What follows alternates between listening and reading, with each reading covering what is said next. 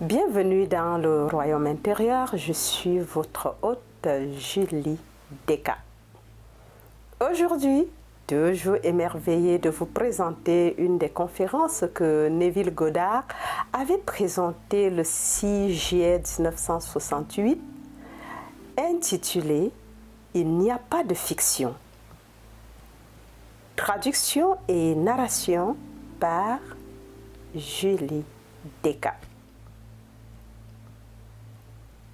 Il n'y a pas de fiction. La fiction est définie comme une construction imaginaire qui est irréelle, par opposition à la vérité ou à la réalité. Mais qu'est-ce qui est réel et qu'est-ce qui est imaginaire quand, dans un sens spirituel, toutes les choses existantes sont imaginaires?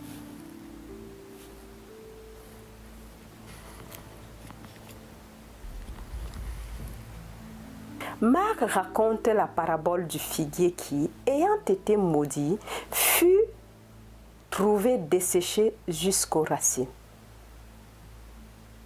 Attirant l'attention sur ce fait, l'imagination éveillée dit « Ayez foi en Dieu ».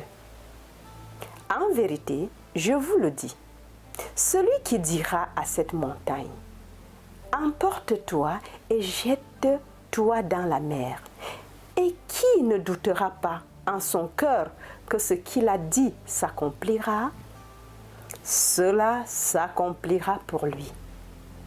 C'est pourquoi je vous dis que tout ce que vous désirez, lorsque vous priez, croyez que vous l'avez reçu et vous l'obtiendrez.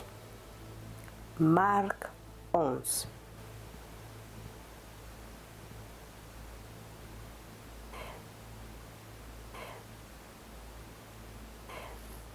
Voici un arte imaginaire qui n'a aucun support dans les faits. L'arbre n'était pas desséché au moment où il a été maudit. Mais lorsqu'ils sont revenus le lendemain, l'acte imaginaire avait été exécuté. Vous voyez donc que cette loi ne se limite pas à être constructive. Elle peut être utilisée à des fins bonnes, mauvaises ou indifférentes, car les possibilités de la prière ne sont pas limitées.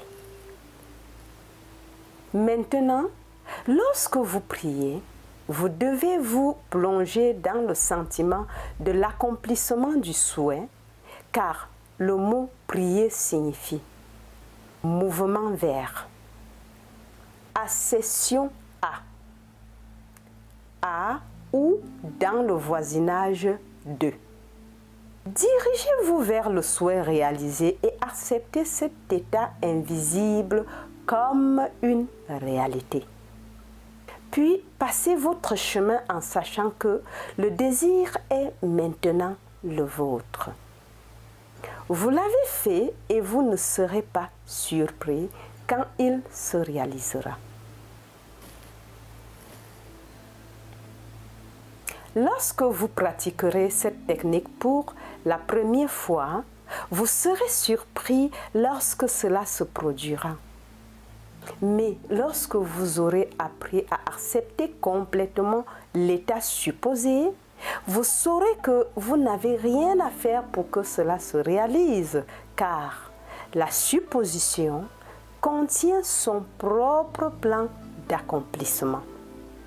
Vous saurez que ce monde est imaginaire et qu'une hypothèse, sans objet extérieur pour soutenir sa vérité, se durcira en fait si l'on persiste dans sa vérité. Si un acte imaginaire produit un fait extérieur pour le soutenir, alors ce monde n'est-il pas essentiellement imaginaire? Si vous osez supposer que votre raison et vos sens nient et que vous restez fidèle à votre supposition, croyant en sa réalité, et que l'effet correspondant est produit, ce monde apparemment solide et réel peut-il être autre chose qu'imaginaire? Encore,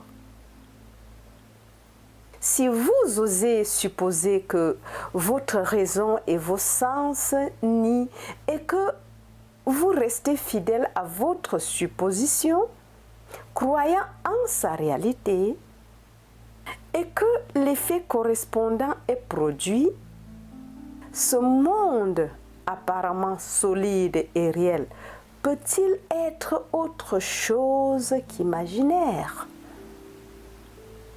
Tout est imaginé, car vous êtes Dieu. Toute l'imagination. Dieu existe en vous et vous en lui.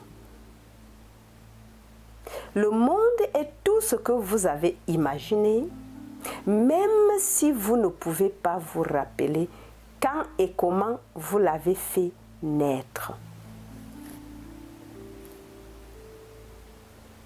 Vous ne pouvez pas nourrir l'esprit de violence et ne pas vous attendre à ce que le monde soit violent. Bien que les chaînes de télévision le nient, un ami du studio de NBC TV m'a raconté que lorsque la mort de Kennedy a été officialisée, il a reçu un ordre de New York stipulant que pendant les 4 jours suivants, aucun film violent ne devait être diffusé. Il m'a dit qu'il y avait eu un véritable pandémonium dans le studio, car ils ont fouillé dans leur dossier pour essayer de trouver suffisamment de films non violents pour couvrir 4 jours. Heureusement pour eux, la plupart du temps sera occupé par la couverture géante des funérailles à New York. Un homme récemment interviewé à la télévision a déclaré que le sénateur Kennedy parlait toujours d'être assassiné. Quand les coups de feu ont retenti, il a tout de suite su que Kennedy était mort. On ne peut pas envisager d'être assassiné sans en faire l'expérience. Qui sait qui, invisible aux yeux des mortels, foulait le pressoir et influençait l'esprit de ce jeune garçon? Ne permettez à personne de servir d'intermédiaire entre vous et votre Dieu, car il est en vous. Encore. Ne permettez à personne de servir d'intermédiaire entre vous et votre Dieu, car il est en vous. Dieu n'est jamais assez loin pour être proche, car la proximité implique la séparation. Comment pouvez-vous être proche de Dieu alors qu'il a pris conscience d'être vous? Au moment où il t'a accordé son esprit, il t'a donné sa conscience afin que tu puisses, par cette conscience, comprendre le don qui t'a été fait. Dieu m'a fait le don de la naissance et de la paternité. Sans le don de son esprit, je ne pourrais pas comprendre les dons qui ont suivi. Comment pourrais-je jamais interpréter le don de la croyance ou être réveillé de mon long sommeil si celui qui interprète toutes choses n'était pas d'abord devenu moi? Encore, Dieu m'a fait le don de la naissance et de la paternité. Sans le don de son esprit, je ne pourrais pas comprendre les dons qui ont suivi. Comment pourrais-je jamais interpréter le don de la croyance ou être réveillé de mon long sommeil si celui qui interprète toutes choses n'était pas d'abord devenu moi? Lorsque le majordome et le boulanger de Pharaon eurent des rêves, ils en parlèrent à un esclave en disant: « Nous avons fait un rêve. » Joseph répondit alors: « L'interprétation n'appartient-elle pas à Dieu? Raconte-moi le rêve. » Maintenant, je vous demande, est-ce que Joseph ne prétend pas ici qu'il est Dieu? Le livre de la Genèse commence par « Au commencement était Dieu » et se termine dans un cercueil en Égypte. Qui est dans le cercueil? Joseph. Donc, au commencement, Dieu, en tant que Joseph, est placé dans un cercueil en Égypte.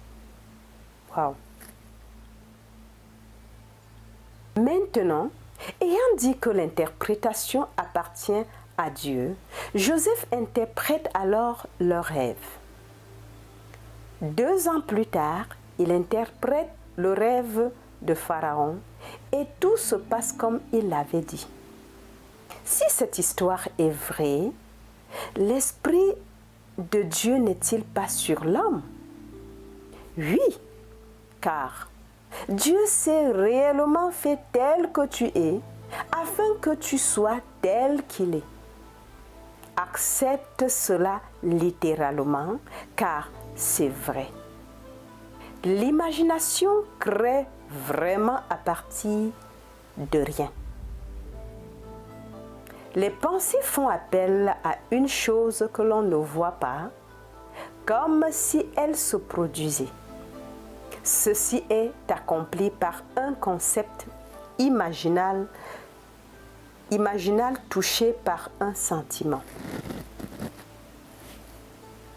Entendre parler du succès d'un autre et ressentir sa joie construit une structure qui se projette sur l'écran de l'espace. En appelant cette projection la réalité, on peut penser qu'elle a été créée de l'extérieur. Mais ce qui s'est passé devait se produire comme cela s'est produit, car il n'y a pas de hasard. Encore.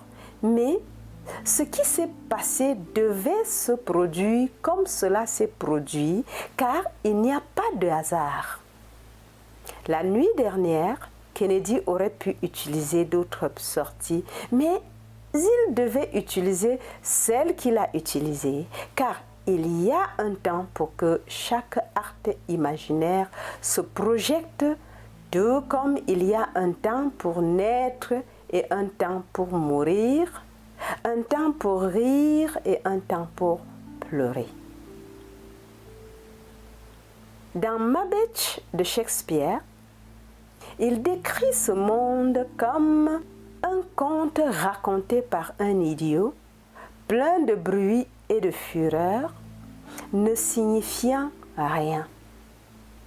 Toutes les ambitions réalisées sont pleines de bruit et de fureur, ne signifiant rien.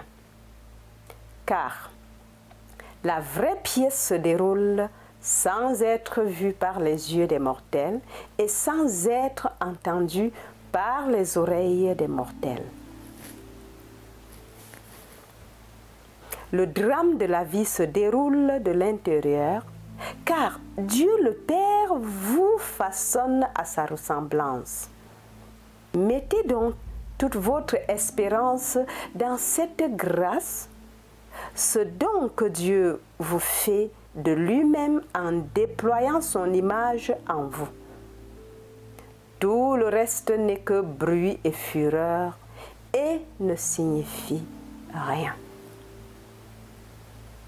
La fille de Staline, écrivant sur sa vie en Russie et sur la mort de son père, a parlé d'une attaque qui a paralysé un côté de son corps.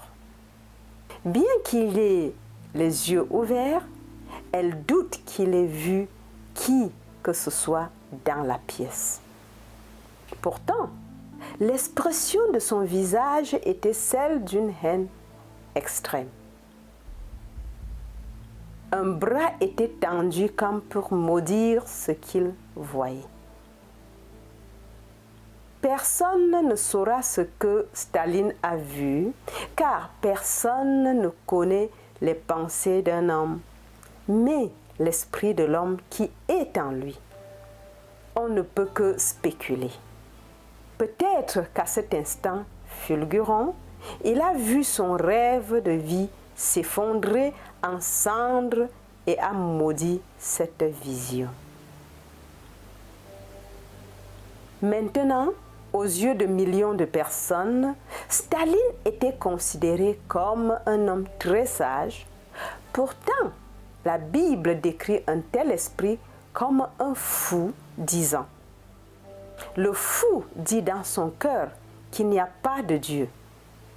Montrez-moi un homme qui croit qu'il n'y a pas de Dieu et, bien qu'il puisse avoir de nombreux diplômes et être considéré comme une personne très sage, il est le fou des fous.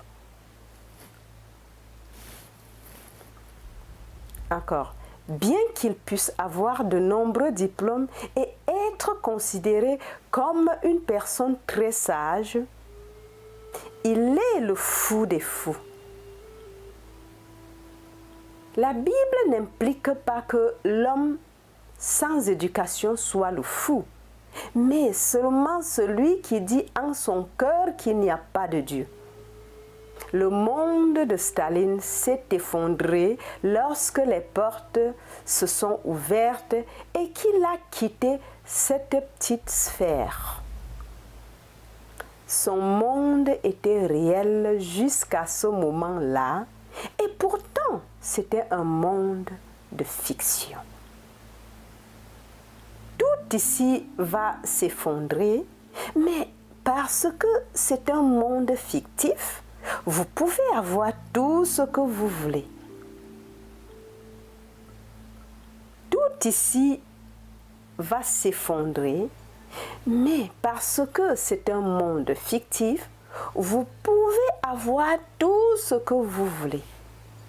Voulez-vous être connu, réaliser une grande ambition, être célèbre aux yeux des autres? Vous pouvez les avoir tous si vous êtes prêt à supposer qu'ils sont déjà à vous. Wow. Et en dépit de l'évidence de vos sens et de la contradiction de votre raison, si vous marchez et dormez dans votre hypothèse, elle se transformera en fait. Et après en avoir fait l'expérience, vous partirez laissant tout derrière vous. Ton désir est engendré par un acte imaginaire. Il est soutenu par un acte imaginaire, et lorsque cet acte imaginaire est retiré ou modifié, votre désir réalisé s'effondre et disparaît. Je maintiens donc qu'il n'y a pas de fiction. Je reprends. Ton désir est engendré par un acte imaginaire. Il est soutenu par un acte imaginaire, et lorsque cet acte imaginaire est retiré ou modifié, ton désir réalisé s'effondre et disparaît. Je maintiens donc qu'il n'y a pas de fiction. Un ami m'a envoyé un exemplaire du numéro de juin de Harper's Magazine qui relate le procès d'un capitaine de notre armée de l'air. Dans le cadre d'un projet scolaire, ce capitaine avait écrit un essai intitulé « Le capitaine Dal Norte a été traduit en cours martial », dans lequel il indiquait le lieu et l'heure de l'incident. Des années plus tard, alors qu'il était dans l'armée de l'air, le capitaine Dale Norte a été traduit en cour martiale, condamné à 1 an de travaux forcés et renvoyé de l'armée. Le capitaine Norte a écrit sa propre cour martiale et l'a ensuite réalisée. Alors, qu'est-ce que la fiction? Vous pouvez écrire votre propre essai sur le succès si tel est votre désir. Et dans la mesure où vous êtes convaincu qu'il est vrai, vous lui donnerez vie dans votre monde. Wow! Encore, vous pouvez écrire votre propre essai sur le succès si tel est votre désir. Et dans la mesure où vous êtes convaincu qu'il est vrai, vous lui donnerez vie dans votre monde. Le secret est d'imaginer jusqu'à l'auto-persuasion. Pouvez-vous croire ce que vous imaginez? Vous n'êtes pas deux, vous et votre imagination. Ce n'est pas un morceau de poterie que vous remodelez lorsque vous imaginez, mais vous-même. Vous vous déplacez dans votre désir. Si vous persistez jusqu'à ce que vous voyiez exactement ce que vous voulez voir, que vous fixez votre position avec la colle du sentiment et que vous y restez, cela se reflètera sur l'écran de l'espace, tout comme votre monde reflète maintenant l'état fixe à partir duquel vous le regardez. Il existe 2 mondes, le monde extérieur de l'effet et le monde intérieur de la causalité. C'est dans ce monde intérieur, au plus profond de votre âme, que se déroule le véritable drame de la vie. C'est là que Dieu vous dote d'un pouvoir vivifiant. Maintenant, âme vivante, tu es transformé en un esprit qui donne la vie. Ce jour-là, vous verrez ce monde d'en haut pour découvrir qu'il est mort et que vous êtes sa force d'animation. Blake a dit, « Là où l'homme n'est pas, la nature est stérile. » C'est vrai, car la nature ne peut rien produire par elle-même. Waouh! L'homme, une âme vivante, fait apparaître les choses comme vivantes par son pouvoir d'animation. Waouh! Encore. Ce jour-là, vous verrez ce monde d'en haut pour découvrir qu'il est mort et que vous êtes sa force d'animation. Blake a dit, « Là où l'homme n'est pas, la nature est stérile. » C'est vrai, car la nature ne peut rien produire par elle-même. L'homme, une âme vivante, fait apparaître les choses comme vivantes par son pouvoir d'animation. Bien que vous animiez maintenant tout ce que vous voyez, Vous êtes destiné à devenir un esprit qui donne la vie, à façonner les choses à votre propre image, à les faire naître et à les doter du pouvoir de créer la vie. Croyez-moi, il n'y a pas de fiction. Toutes les pensées que vous émettez se réaliseront. Vous pouvez penser que ce n'est qu'une pensée et qu'elle ne deviendra jamais réelle, mais elle le deviendra.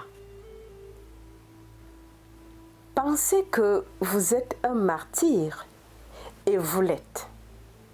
Et vous continuez à l'être jusqu'à ce que vous changiez votre façon de penser. Oh my God. Les Kennedy, croyant être des martyrs, auront ces coups répétés encore et encore jusqu'à ce qu'ils se réveillent de l'intérieur. Peu importe à quel point votre vie semble être bonne en ce moment, c'est un rêve dont vous devez et allez vous réveiller. Waouh! Qu'aimez-vous le plus? Votre mari, votre femme ou votre enfant? Il peut même s'agir d'un objet inanimé que vous chérissez, mais auquel vous devrez un jour dire adieu. Récemment, une dame m'a montré une énorme bague en diamant qu'elle portait, disant qu'elle l'avait payée 75 000 $.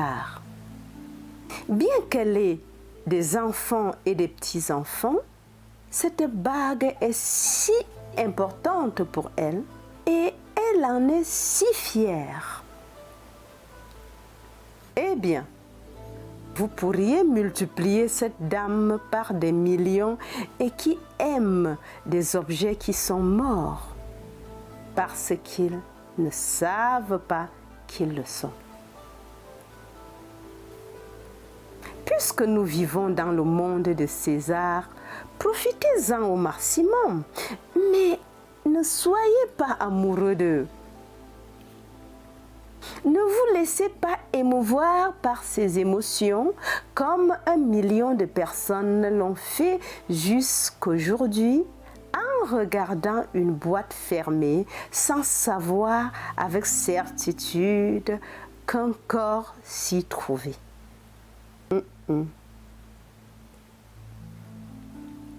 Encore.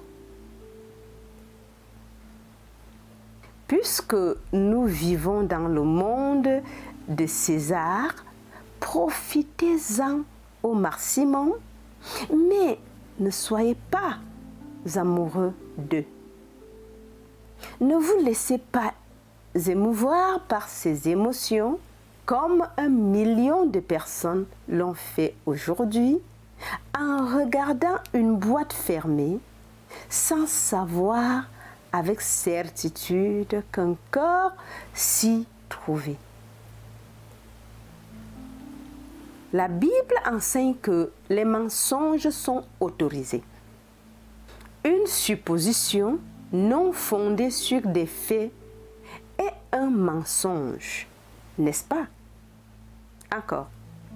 Une supposition non fondée sur des faits est un mensonge, n'est-ce pas? On nous dit d'imiter l'histoire de l'intendant injuste qui, lorsqu'on lui a dit qu'il risquait de perdre son emploi, a demandé à celui qui lui devait 100 mesures d'huile de lui en donner 50, puis 80 et encore 60. Et lorsqu'il retourna chez son maître, l'intendant fut félicité pour sa sagesse. Cet intendant a falsifié l'enregistrement, les faits de la vie que la mémoire prétendait être correcte. Peut-être la mémoire dit-elle que vous n'avez que 10 $ à la banque, que le loyer est dû et qu'il n'y a aucune perspective d'argent supplémentaire, ou que votre ami est malade ou sans emploi. Ce sont des faits que la mémoire a enregistrés. Vous pouvez falsifier cet enregistrement par un mensonge autorisé, envoyant 1000 $ à la banque et le loyer payé. En voyant quelqu'un qui est malade en bonne santé ou quelqu'un qui est au chômage comme ayant un emploi rémunéré. Ce qui semble si réel est de toute façon basé sur la fiction, et la fiction est un fait en ce sens qu'elle n'est qu'imaginaire. Vous pouvez sortir n'importe qui de l'état dans lequel il est tombé et le placer dans un autre, que ce soit un état de besoin, de maladie ou d'échec. Il existe une infinité d'états dans lesquels l'homme peut tomber. Waouh! Si vous voulez bien croire que l'imagination crée la réalité et qu'il n'y a pas de fiction, vous pouvez réécrire votre vie et vous donner à vous et à ceux qui vous entourent de la beauté pour descendre, de la joie pour le deuil et des louanges pour des faibles. Waouh! Amen. Croyez-en la réalité de votre acte invisible, puis regardez-le s'accomplir. Si vous avez la preuve que l'imagination crée la réalité, ce que pensent les autres n'aura pas d'importance. Tout ce qui compte, c'est que vous l'essayez et que vous permettiez à l'imagination de faire ses preuves dans la performance. Wow.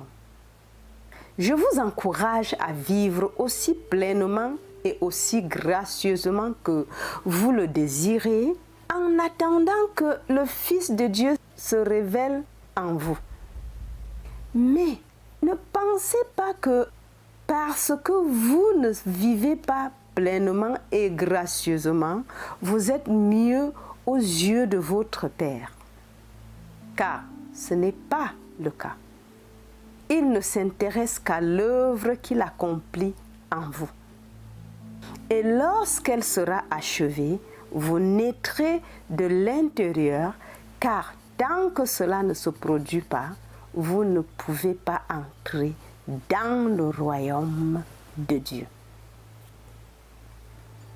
Ce jour-là, vous entrerez dans un âge entièrement différent, où les arbres, les fruits, les bêtes et les oiseaux sont inconnus, mais pas inaperçus.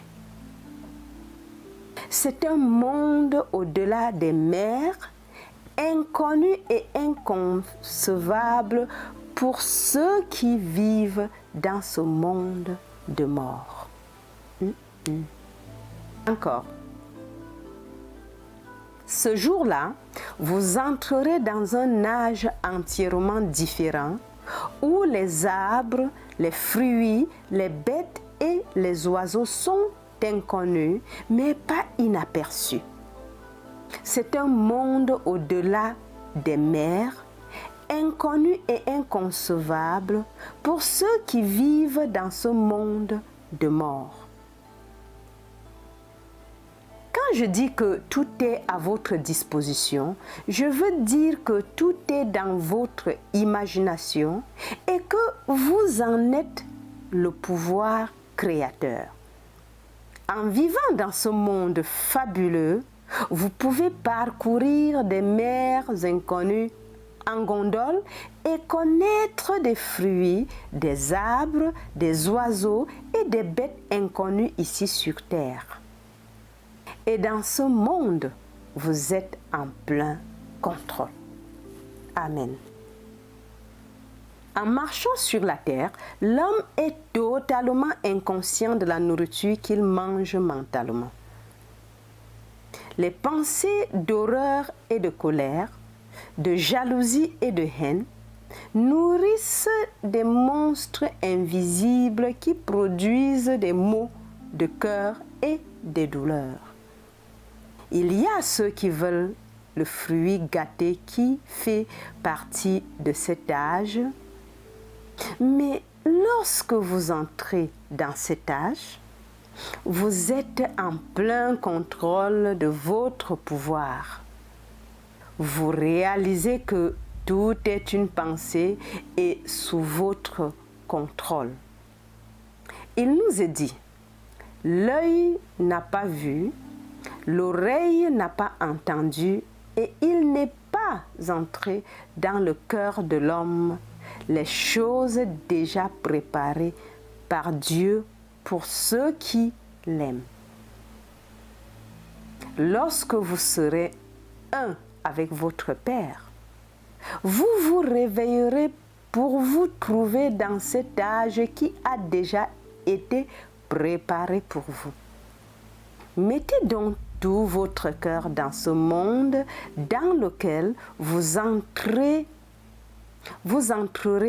au moment où le Christ se dévoilera de l'intérieur.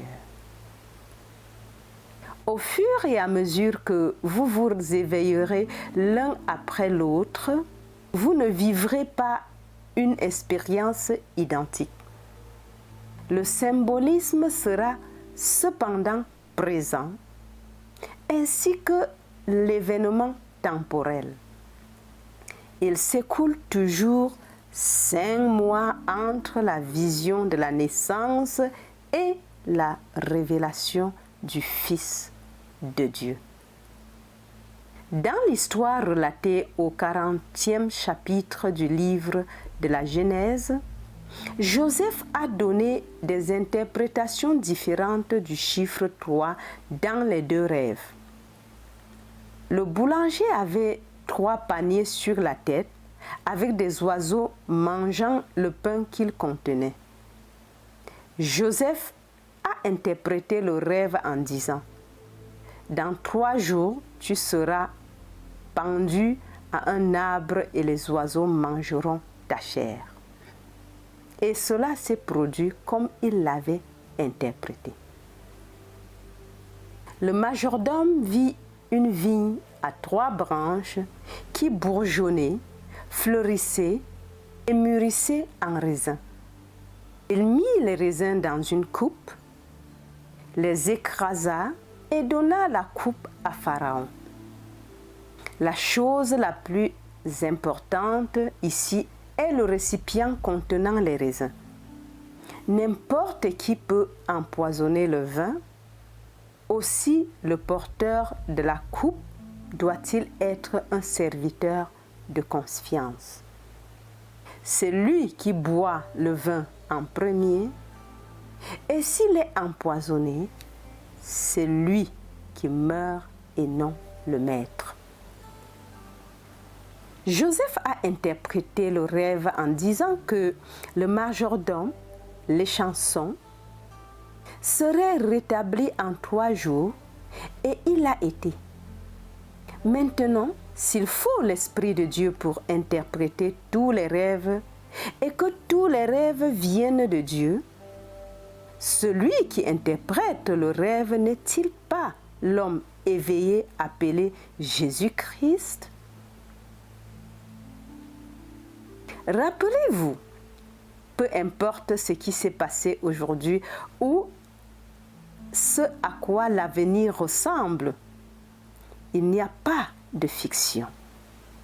L'imagination crée sa propre réalité.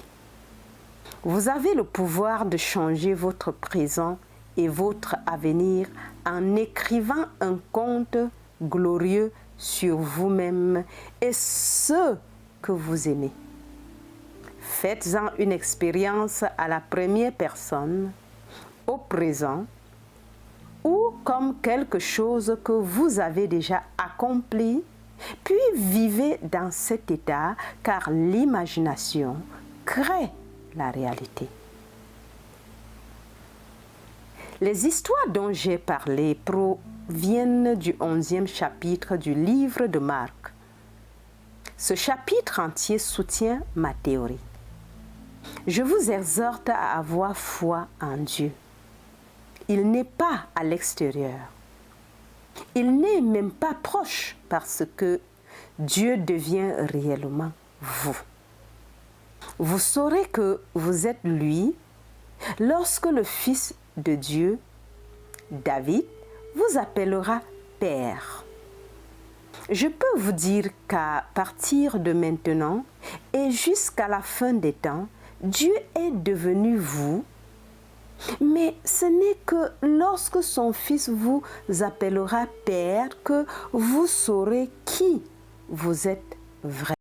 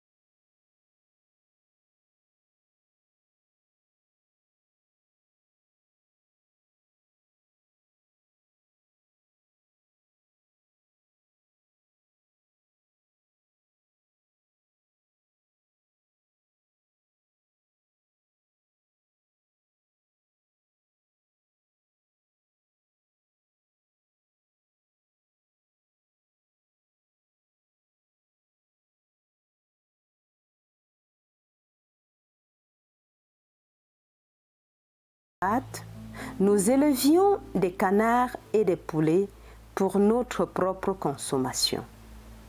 Si maman voulait une paire de canards pour le dîner du dimanche, 10 jours auparavant, elle disait à l'un de ses 9 fils de mettre une paire de canards de côté. Nos canards étaient élevés dans la cour et nourris de poissons qui étaient bon marché et abondants, et non de maïs qui devait être importé et était très cher. Nous pouvions acheter un seau de déchets de poissons pour 1 penny. Alors, nous avons nourri les poulets et les canards avec du poisson. Par conséquent, ils sentaient et avaient le goût du poisson.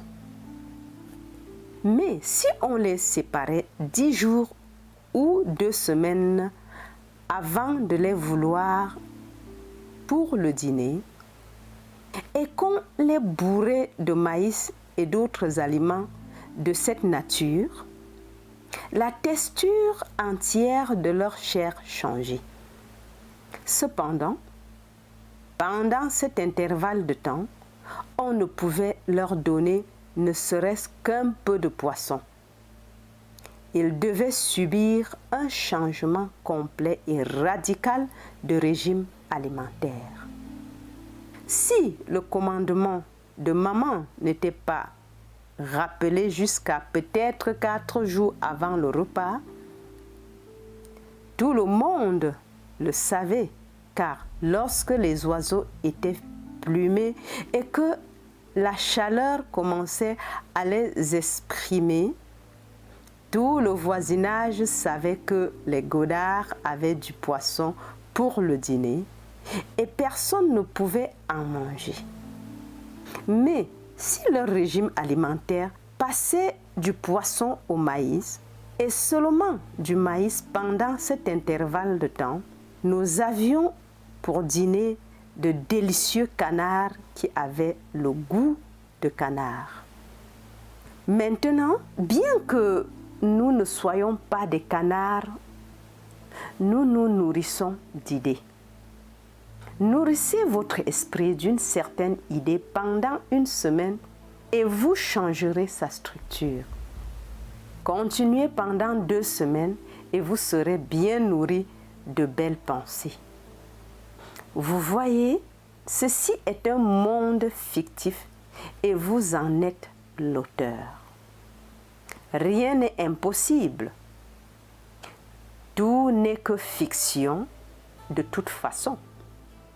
Alors, vis noblement et fais de beaux rêves, car vous êtes tous de l'imagination et votre imagination humaine est le Seigneur Dieu, Jésus, le Christ. Encore. Maintenant, bien que nous ne soyons pas des canards, nous nous nourrissons d'idées. Nourrissez votre esprit d'une certaine idée pendant une semaine et vous changerez sa nature. Continuez pendant 2 semaines et vous serez bien nourris de belles pensées. Vous voyez, ceci est un monde fictif et vous en êtes l'auteur. Rien n'est impossible. Tout n'est que fiction de toute façon.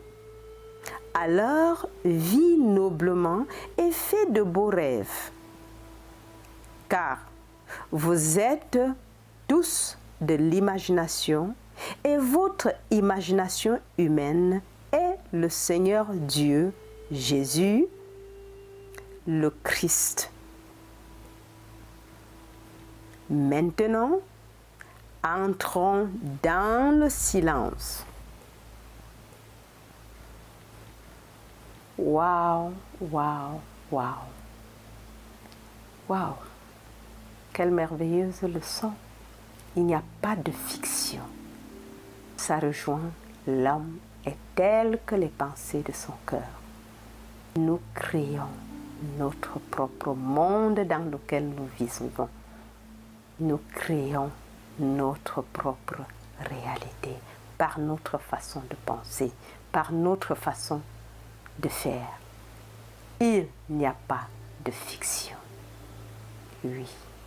Waouh! Quelle vérité! Mais heureusement, ces choses ne sont pas statiques et fixes. Ça veut dire que si par la parole, nous créons notre réalité, par cette parole, nous pourrons la modifier. Donc, merci Seigneur pour cette révélation, parce que moi, particulièrement, jusqu'à un moment donné, je pensais que la vie était statique et nous était imposée comme par sort. Mais nous venons de voir que nous créons notre propre réalité. Les autres ne sont que des acteurs qui le plus souvent sont invités par nous-mêmes. Donc, cessons de regarder les autres, prenons le temps et créons, écrivons, pensons, réfléchissons ce que nous voulons réellement vivre. Waouh! Waouh! Merci Zéville pour ces enseignements. Merci pour m'avoir écouté jusqu'à la fin. Merci pour les likes, merci pour les commentaires. Et si tu m'écoutes et que tu n'es pas encore abonné, fais-le dès maintenant. Et le faisant, n'oublie pas d'activer la cloche de notification afin d'être avisé automatiquement lors de mes prochaines publications. Alors, et n'oubliez pas de partager le message tout autour de vous, car c'est le réveil pour tous en 2021. Voilà mes amis, je vous aime bien. Je vous rappelle seulement qu'à la fin de chaque vidéo, il y a un lien PayPal. Si vous êtes satisfait par les enseignements et que vous voulez faire le don à la chaîne pour le travail qui est en train de se faire, alors vous êtes les bienvenus. Et je vous aime très très très fort. Jusqu'à la prochaine. Bye bye. C'était Julie Deka.